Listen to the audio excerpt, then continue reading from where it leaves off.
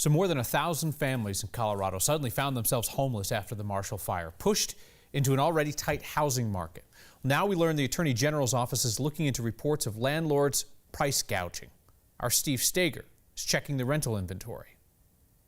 Colorado's housing and rental markets were tight enough before the Marshall Fire, but all of a sudden, more than 1,000 families are looking for somewhere new to stay, and some landlords are being accused of trying to take advantage of that. We have already received a few complaints from consumers concerned about price gouging. Colorado's Democratic Attorney General Phil Weiser confirmed his office is investigating a handful of complaints, like the ones we've heard anecdotally all week. The few complaints we've received thus far are in the nature of housing.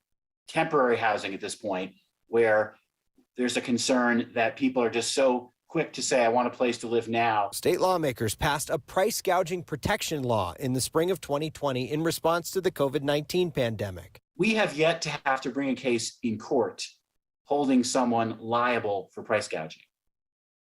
If we do, we have to be able to show that a seller acted unreasonably at the time, and there's no justification for them hiking up the price by a substantial amount. A quick search of Zillow today found a few rentals in Boulder County that have increased their prices since the fire.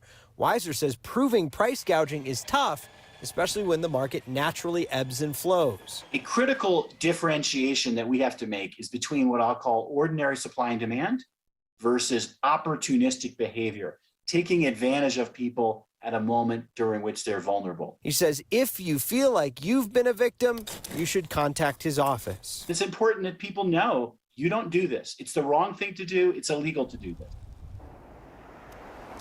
So Weiser says the best way for you to get any sort of action from his office in this is to bring receipts. In other words, get them to say it in writing and then send it to the Attorney General's office. StopFraudColorado.gov is the website you want to go to report these things. We'll have that up on 9news.com a little bit later on tonight. We are sadly going to see a lot more people going through situations like this because these major disasters tend to bring out some of the worst in society, unfortunately, for people who have been through the worst.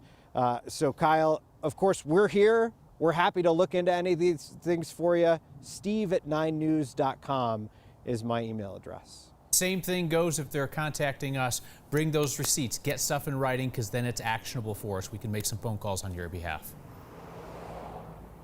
Absolutely. Just did that today. A gentleman said that he was charged a cancellation fee by ADT after his house burned down.